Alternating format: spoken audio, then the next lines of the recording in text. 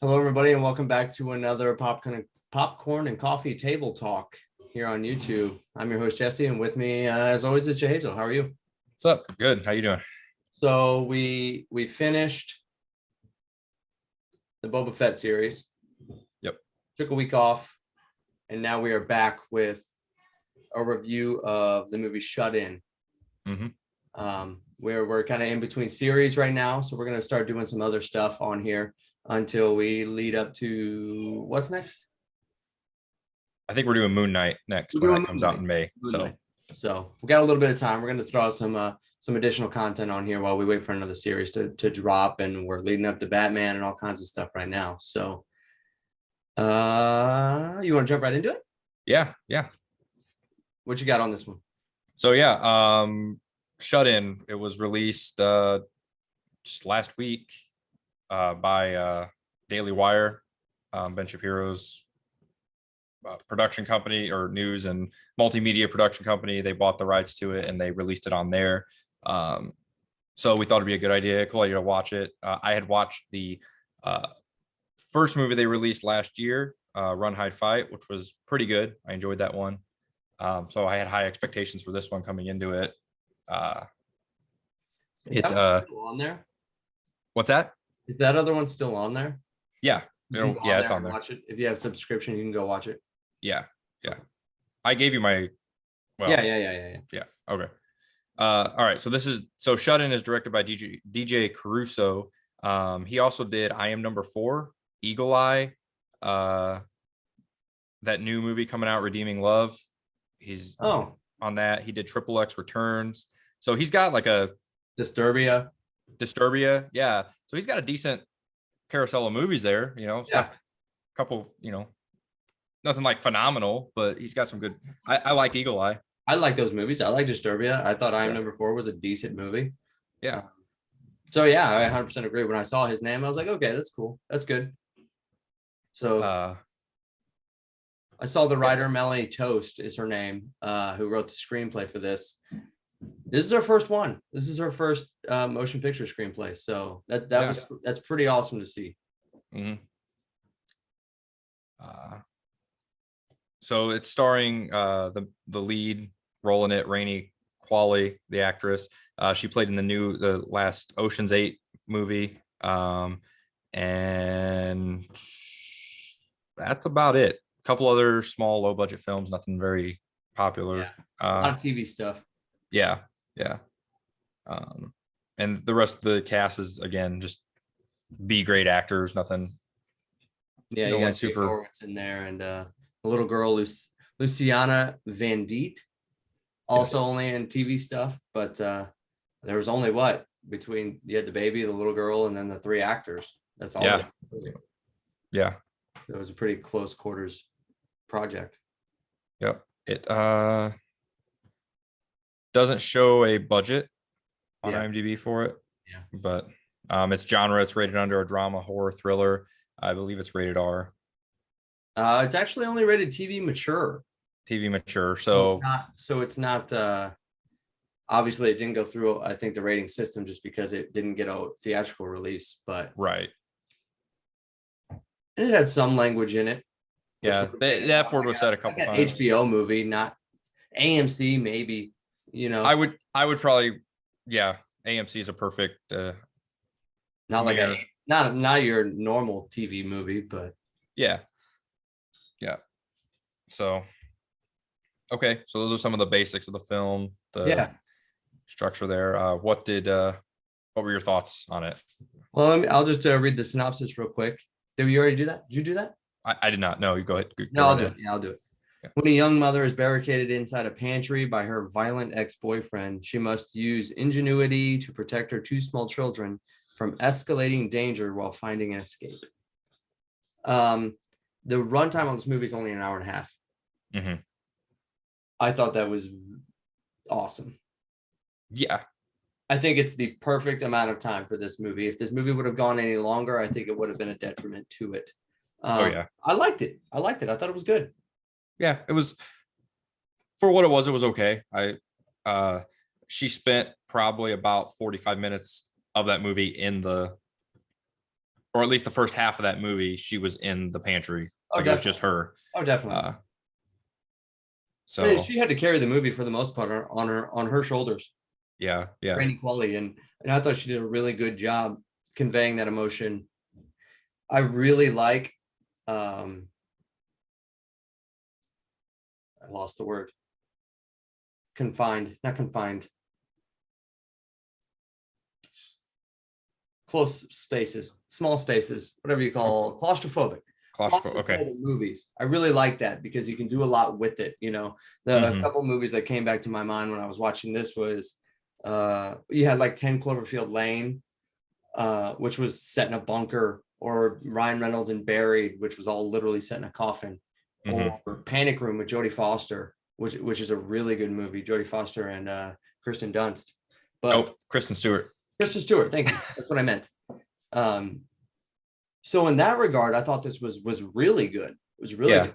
It was not what I expected it to be, honestly, in terms of the story. Going into it, and I don't know what my mind thought it was going to be just from a trailer, but it wasn't what I thought it was going to be. No, and that was with the trailer and stuff. When it came out, it kind of gave you the perception that some guys just broke into your house and threw her in the pantry. So it didn't give a lot away other than the fact you knew she got locked in a pantry. Oh yeah. And there were some scenes in the trailer that were not in the movie, or not many, but there was like one specific scene in the trailer that's not even in the movie. So they did a really good job at hiding some of the stuff and a lot of the story and stuff to it. But I thought the acting was okay. I felt like she was kind of a B-rated Megan Fox. Like there were some moments in there where she's just staring, and I'm just like, did you get acting lessons from Megan Fox? Because you're just staring and looking. I'm just like, what are you doing? There were definitely times for me, and this was the only, I guess. But what were they going to do? What were they going to write differently? Okay, but the only thing that I had going through my mind was, you're not trying hard enough. Yeah. Like that was just literally the only thing going through my mind when she's sitting there. Okay, so she gets locked in there. It locks behind her, and they did a great job setting it up that she's a recovered meth addict. Her boyfriend and his friend are meth addicts, so they're crazy, and they have no reasoning for what they're doing. They just do the things that they do. So when he locked her in that pantry and just left the girls, or the little girl and the baby, he was out of his mind anyway, because he was on drugs. But then he nails 2x4s to the door, and it goes through her hand, which I thought was awesome. It was a great setup and kind of incapacitated her a little bit. But the whole time I'm just like, do more, just do more. You know, when she's picking at the floor and trying to get out through the floor, she's not kicking it, she's not doing anything. She's just like picking little pieces up. And I'm just like, I feel like you'd be trying a little bit harder than how you're trying. But yeah. And there were moments while she's in there, she's just like laying down or just sitting, and she doesn't even act like she's thinking. I don't know, maybe she is, but she doesn't show that a whole lot. She's just kind of like looks defeated, which, okay, I get, you probably would, but I don't know, your kids are on the outside, so I feel like I would constantly be pacing, trying to figure something out. It goes back and forth. I mean, I get it. I don't know how long she was in there. My guess was like a day. The way that it went with like night times, I feel like it was like a day or a day and a half. Like it wasn't long before the one guy shows back up. Yeah. And then it's another day on top of that, I think. But I don't remember where I was going with that. But yeah, it just feels like she's just okay with not doing anything, you know? Yeah. At times. I didn't understand that reasoning, but that didn't take away from the movie or the suspense, honestly. Yeah. Because I thought it was actually, I wouldn't say it's a horror at all. If anything, it's a thriller, but it was creepy. It was just an eerie movie when, from the perspective of, she was completely had no control over anything. Anything could happen, and she had zero control over the situation. I guess as a parent, I'm like, that is terrifying. Yeah. Oh yeah. So when the little girl's running around, you hear the baby fall or the other stuff going on. I'm just like, that sucks. And then you introduce the meth head pedophile into the story. And I'm Yeah. just like, no. Yeah. And they do a good job. And I know they didn't produce or direct it, they just produced it and stuff. But they just bought it, if anything. Yeah, what they look for, if you watch Run, Hide, Fight, what they really are looking for in these movies that they're getting is they really want to paint the bad guys out to be crazy and be really bad. There's no like sob story for them. You don't feel bad for them. Mm-hmm. Even in Run, Hide, Fight, the villains and that, and that's what they look. You can tell there's like really good parallels. It's like, look, no, these guys are just bad. There's nothing. There's no sympathy for them. They're just evil people. And I think I've heard them say before, the company just say like, this is what we want in a movie. Like, we don't want to humanize them, basically. It goes both ways. Sometimes you need humanized villains for at least a little bit, but I get the point. I thought this movie did a great job showing that you can have a strong female lead and the whole movie be uber female centric and not be political. Yeah. And I loved it. Yeah. They weren't beating us over the head with how women are better than men. They weren't doing any of that. She was just using whatever she could to survive and come out on top, you know, even though they were stronger than her. They were bigger than her, you know? Yeah. Yeah, she made it. She did what she had to do to protect her family. And I thought that was awesome. You know, we need more movies like that for sure. It's kind of like the when your child's trapped under a car, you get your mother's strength. Yes. Well, if she had mother strength, she would have just been able to bust the pantry door down. Well, I mean, she got a nail through the hand. What more can you ask? Yeah, and I thought they did a good job, even with her. I don't know if it was her ex-boyfriend or ex-husband, or I don't remember if they said they were married or not. Yeah. Just being crazy, crazy. Yeah. It's pretty graphic. There's some scenes that you're just like, it's graphic. Like when she shoves that screwdriver through his hand. Yeah. Oh yeah. Just like, oh my gosh. And the whole time, I mean, it's very blatant. Spoilers, everybody. Spoilers for all of this. I'm like, he's not dead. He's not dead. No. You didn't surprise me in the slightest that he wasn't dead, because I knew he wasn't dead. But at the same time, I'm like, he's not dead. Yeah.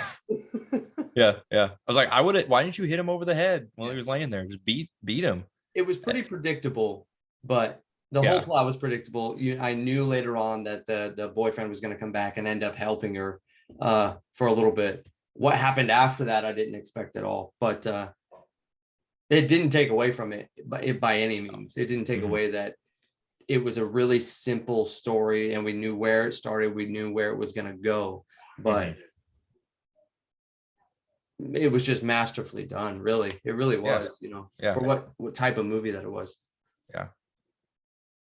And the scene, I think the scene that I was like the most, my heart started racing. I'm just like, oh gosh, was when she goes upstairs after she gets out and she's looking for her kids, and you just see the pile of blankets on the bed, and I'm just like, the baby's dead. That's it. Even in that, I'm like, why are you taking these blankets off one at a time? I would just be ripping blankets off. You know what I mean? Again, to build the suspense. It's dramatic tension. I get it, but the most intense scene for me was probably after the husband shows back, or the ex-husband shows back up and takes the pedophile guy out of the picture and ends up shooting him. And then all he wants to do is do drugs with his ex-girlfriend again. Yeah. And that scene when he's like, no, we're going to do this together. And they go in the other room and he's got the gun and she's trying to figure out how she's going to get the gun from him. That whole sequence was really intense, I thought. Yeah. I didn't know. I was like she kept trying to get him to eat and stuff. And I don't know if I seen her. Maybe I looked away for a second. I was doing something. And because I didn't see her put anything on the sandwich. Oh yeah. You do see her stirring you see her crushing up the stuff and stirring it into the apple butter. Yeah. Yeah. But yeah, I mean, I thought it painted a very good picture of what drugs can do to people, like what drugs do to people. And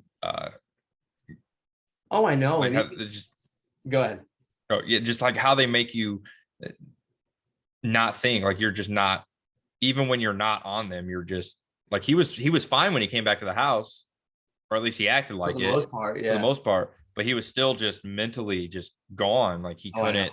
Well, even the scene with the pedophile, and he's like, "All right, I'm gonna go say hi to your kids," and you hear him walking up the stairs, and she's like, "I got meth," and he stops in his tracks as soon as she says she's got drugs, and turns around to go get the drugs from her. I'm just like, "Holy cow!" And it's just so intense. The funny thing is, if she would have given those drugs to him, I he would have died, right? Because there was something wrong with those. Because that's what she gave to her ex-husband or Yeah, but I ex-boyfriend. mean, her husband or her ex-boyfriend didn't OD until she gave him those drugs, and then he took more drugs on top That's of it. true. That's true. I don't know. I just think they were not as good. Yeah. But I like they didn't stay on that with her for too long in the pantry. There was a couple scenes where you literally thought she was gonna do it. And she was even like getting ready to like do the drugs. I'm just like, what? Like, why are you there already? Why are you already there? But I've never struggled with that. I can't yeah. anything about that. What do you think about the religious aspects of it? I've read some reviews from other people on the movie, and some people are saying it's heavy-handed, What do you mean heavy-handed? like borderline preachy, this movie. When I would I almost 100% disagree. yeah, no, I thought the religious stuff was weak in it. I thought it was I know. forced a little bit. Oh, you think so? Yeah, like I thought that not like forced in the sense that they were forcing religion Mhm. in it. I just felt like the whole thing was forced because it was like, okay, the Bible's there and they keep showing the crucifix on the wall and then it goes back to the Bible and it's like I don't know, it seemed like it was weak, but it was like it was forced, but it was too weak of it wasn't, I don't know if I'm making sense or not, but No, I would agree with you. I think it was forced in as much as I don't think they did any backstory, enough backstory on any sort of religious background for her. So, you get to the scene where so she's down on her luck. She doesn't have the money. The house is being foreclosed on. And she goes in here, and it seems like a place that maybe her mother did like her Bible studies and things, like her quiet place to get alone with God in that pantry where you would get locked behind you. That's where she went, because there was the crucifix in there and her Bible was in there. And she's flipping through it, and there's money in it everywhere. yeah. And that's where she sees the letter to her that says for Jessica. Her name was Jessica. And she's looking at it, she's reading the scripture, and I'm just like, okay, this is really cool. And then she just turns and says, too late. I can't remember exactly what she says. What am I going to do with this now, or something? Yeah. Already and she throws it. And the whole setup earlier when she's talking to her daughter was, I need something sharp and I need something metal. And then she throws it at the crucifix falls, and Jesus falls off the cross. And it's something sharp and metal in her hand, the actual Jesus figure. And I was like, that would be really good payoff if she then started using the actual Jesus figure to bust through the wall or the floor to then get out. Like, that makes sense. Yeah. But it's just as quickly as the religious element is introduced, it's dropped. Yeah. Go of, it is. It's never Yeah. brought up again. So if anything, like, that was it. I don't know why anybody could look at this and say that it was heavy-handed in any way, because it's barely relevant at all. Yeah. And I'm not saying that as a pro or a con. I'm just saying it's non-existent, Right. Yeah. It didn't do anything for more, because I care, and I'd love to see more Christian elements, especially in movies like this. I've always wanted these type of movies, personally, Yeah. And even if they would have like said at the beginning of the film, like when she's on the phone with her mom, like if her mom would have made a like comment like, hey, you going to church anywhere, just something like that. Yeah. Because you have there's nothing that shows that she was raised in the church, which obviously I'm sure she was, because her mother is. Yeah. But yeah, I mean, it's what it is. Yeah. I'm more just looking at it from the perspective of other people reviewing this and then saying, "Oh, this has got not only is it conservative, it's got a whole bunch of Christian stuff in there." And I'm like, "Nah, it really doesn't." I First don't of all, know what that you're talking about because there first is of all, that crucifix is Catholic, so very true, you know. and the thing is, like with the money in the Bible thing, it's like, okay, it's been sitting in there for how long? You would have thought at some point, like, okay, when she gives it to you, you don't just like flip through it, like, and just look at it. Like when I pick up a book, I always just like flip through the pages. Anyways, Well, I mean, yeah, it set it up at the beginning that she was more trying to get away from religion because the first time she goes in there to start clearing out the pantry because she's moving, the first thing she throws away is the Bible without looking at it. It yeah. isn't until later on that she takes it back out of the trash bag. I don't know why Mhm. she took it back out of the trash bag. There was really no context to take it out of the trash bag. I guess she's looking for things to use, Yeah. but yeah, it was just kind of there, Yeah. you know. Yeah. Uh, so yeah, and then at the end of the film, she gets,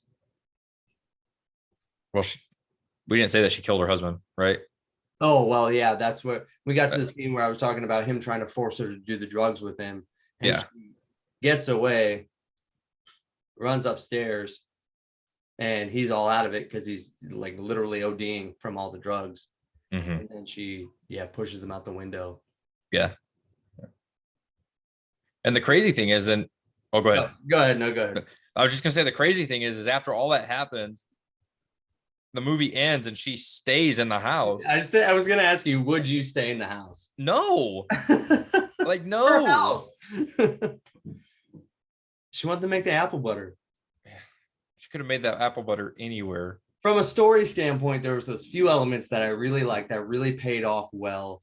And the beginning of the movie is the daughter bringing in the apples, and the mom's like, "These apples are bad. Stop bringing in these rotten apples." And then the movie ends with the recipe from the Hmm. mom, and the recipe literally says, "Those apples aren't bad. Do not throw them away. They can be turned into something else." And it's all that Yeah. allegory of you can become something else. Yeah. You're Yeah. not rotten. You can be redeemed, which is Yeah. great. And Yeah. even the foreshadowing, I loved it. And I told Vera as soon as it happened, that little girl at the very beginning of the movie is running up the stairs into the house, and she runs up to the boards, and the boards like crooked on the floor on the porch, and she jumps over it and then runs in the house. I was like, that's foreshadowing. Somebody's going to trip over that later. And then later in the movie, Jessica trips over that as she's trying to run back into the house. Yeah. So I really like the intentionality that they put. And this Melanie Toast, who wrote the screenplay, I thought did a phenomenal job. Hmm. Really, truly. Yeah. Yeah. Anything else to say about it? No, I like you said, it's an hour and a half long movie. It's not a whole lot. There's not a lot there. There's a lot there, but there's not a lot. It just comes and goes at a perfect pace, I think. Truly. Mhm. Yep. Would you recommend it? Yeah, I'd recommend a watch. Where can you watch it? You said The you only could rent part it? that sucks is I think you can only watch it on the Daily Wire at this point. I don't think they have it anywhere else. Yeah. So if you want to watch it, head over to the Daily Wire. You can get a subscription, I think. I don't think you can just rent the movie on there. No. I'm sure it'll go to that though eventually. They would have to if they want to make money off these movies, because not everybody's going to spend $100 a year on a subscription to watch them. So, but at this point, I think they're really just catering. They're catering to us, the people who have subscriptions to them already. They're catering to their fan base. They're not catering to general population. You know what I mean? Yeah. Yeah. So yeah, if it ever comes available, I recommend it. Go out and watch it. I'd probably give it. I'm on Vudu, and you can buy it on here for $15 or rent it for $5. Oh, okay. It must be out all over the place then. Yeah. I'm gonna look at one more place real quick and then we'll. Okay. Yeah, I'd give it 4 stars. 4 to 5. Yeah, I would too. I think that's fair. It does what it needs to do. You know what I mean? Yeah. It does it well. And I can't even say like it's not shut in. Sorry, I'm multitasking. No, you're good. That's not it. This movie has Naomi Watts in it. Nah, I was looking on Amazon Prime. Or on Amazon. Like, you can't rent it on Amazon. But yeah. So then if you want to watch the movie, I recommend it. I think Jesse recommends it. Head over to Vudu, rent it for $5 or purchase it for 15 over there. Yeah. Definitely go check it out. Support these guys if you're into, and I mean, and that's what's crazy is I'm not even going to say it's a clean Christian movie because it isn't. It's real. You know what I mean? It's real life. It is. And I've always wanted that, you know, in films, especially being a conservative Christian myself. And this is nothing against Christian filmmaking, because there's a lot of it out there right now. And again, they do something that they do and they do well, which they cater to Christians is what they do. So they're making clean content movies, but a lot of those are like, oh, this is missing stuff. This is missing elements of reality, you know, that are a turnoff for a lot of people. And I've always wanted to see Christians get into the filmmaking industry in a way to where you're just making good content, you know, and it's not just about getting rid of the crap, you know. We don't need unnecessary nudity. We don't need these other things that detract from story, but it is about giving compelling story. So what do you need in a compelling story? This movie has some language in it, not a ton, but it does. And when she's at her worst, you know, she does say the F word at one point. And I'm like, okay, that feels real, you know. And even her struggling then with her spirituality or religion, and also dealing with meth addiction and all these different things. This movie felt very real, and that's something that I give it credit for, you know. 100%. And it's not lacking because of there was an unnecessary shower scene in there just because it's Hollywood and that's what they do, you know what I mean. So if anything, I give it more props for avoiding some of those tropes that are just drawing in audience members in a disrespectful way. And I think and I'm not going to go long here, but just to kind of go off what you said about the whole Christian film industry and stuff, it's like they try to cater so much to families, I think is what it is. And then they try to make family friendly movies, and then some of them are good and some of them turn out really bad. And they don't just try to make a good movie. They're just like, well, let's just put out a movie that the family can watch. So there's no language, no blood, or, you know, nothing intense in it. And that doesn't mean just because it doesn't have that, like, just because it doesn't have blood and gore in it, doesn't mean it's not a Christian movie. I mean, you got the Passion of the Christ. So there's a lot of factors that play into it. But if you're set out just to make a good movie, and these are the parameters that you're trying to keep it in, I think that is possible without sacrificing what we love about movies, you know. And a lot of different Christian areas, they sacrifice a lot of that to make it clean or whatever, you know. And that's just unfortunate. I'm not saying any of that is bad. I'm not. It's just a certain group of people. That's all it's for, you know. And you're not going to reach other people with it, unfortunately, most of the time. But this Shut In, Daily Wire produced, DJ Caruso directed. I gotta give props. It was a good movie. It was a good movie. Good. So where can they find us?